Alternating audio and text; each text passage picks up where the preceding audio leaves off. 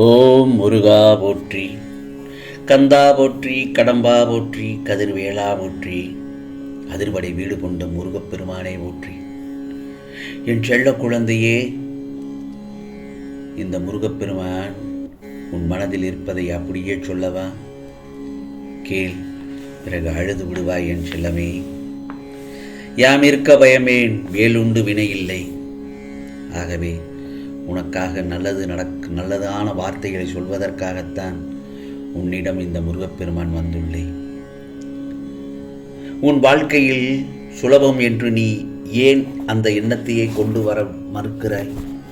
எல்லாமே சுலபமாக முடிந்துவிடும், சுலபமாக கிடைத்துவிடும் என்ற எண்ணங்களை ஏன் உன் மனதில் கொண்டு வர மாட்டுகிறாய்?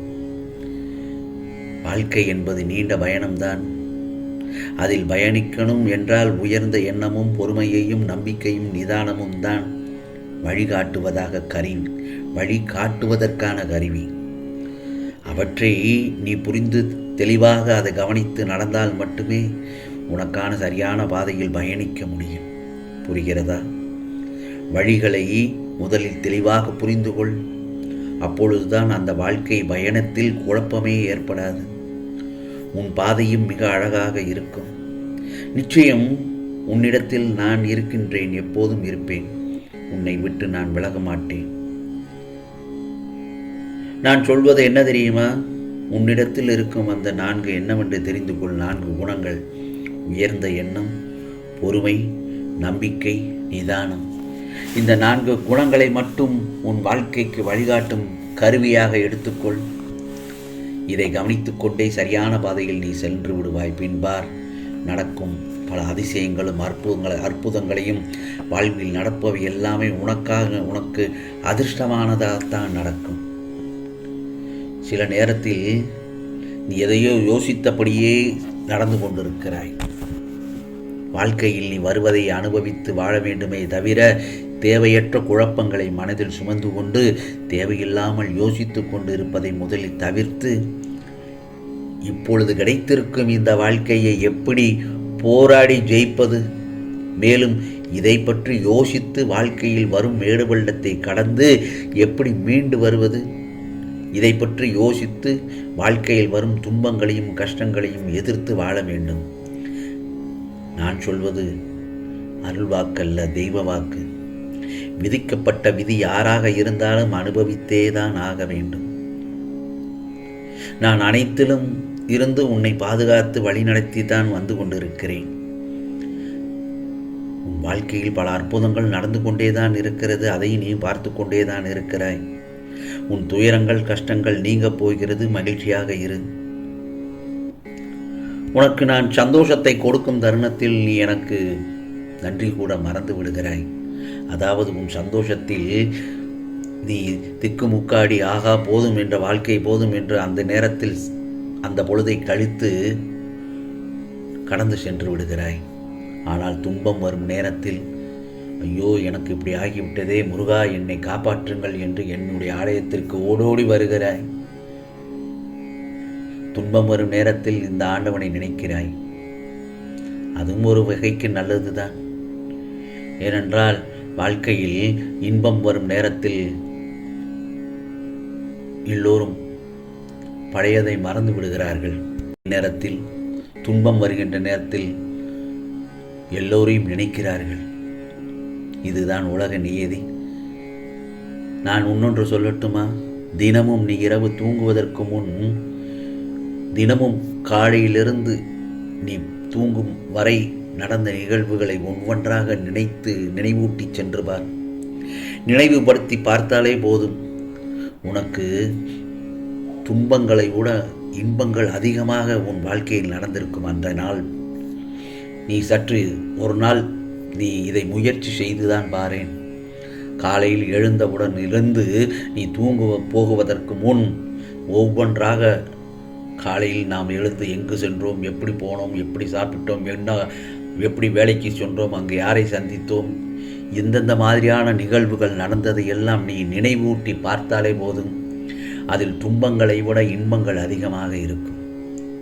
ஆனால் உனக்கு அந்த இன்பங்கள் எல்லாம் மறைந்து துன்பங்கள் தான் பெரிதாக தெரிகிறது. அது எல்லோருக்கும் இருக்கும் இயல்புதான்.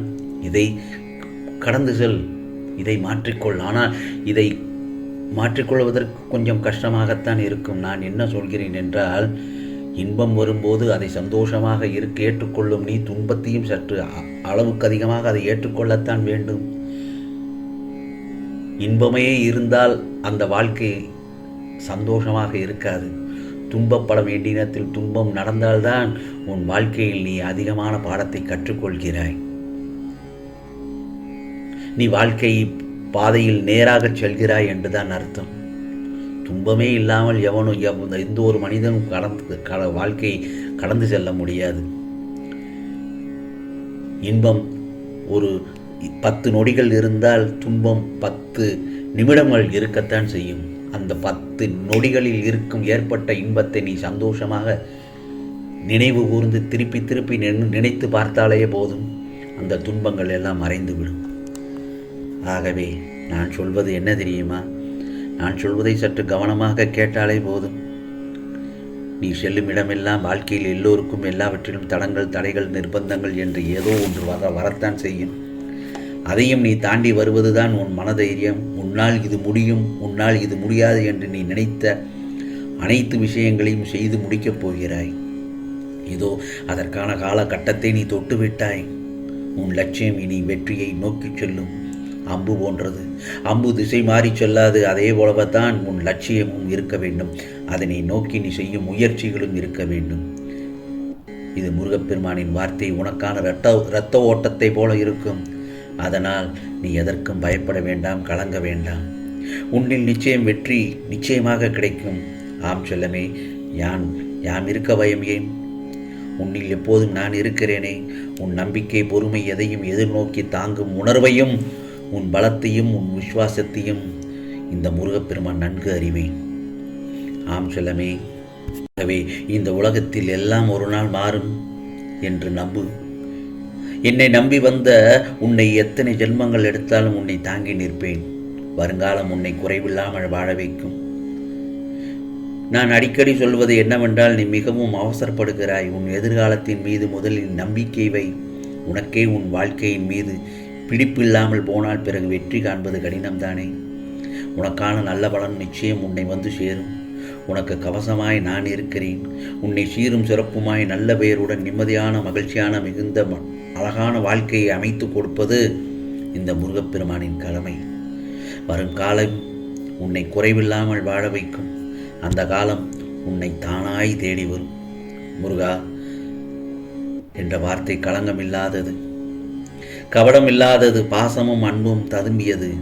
என்றும் உயிர்ப்புடன் உலகமே இந்த முருகப்பெருமானை நினைத்து நினைத்து அந்த நாமத்தை சொல்லும் பட்சத்தில் உனக்கான தைரியம் பிறக்கும், தன்னம்பிக்கை பிறக்கும், தெளிவு பிறக்கும், மனம் அமைதி கிடைக்கும்.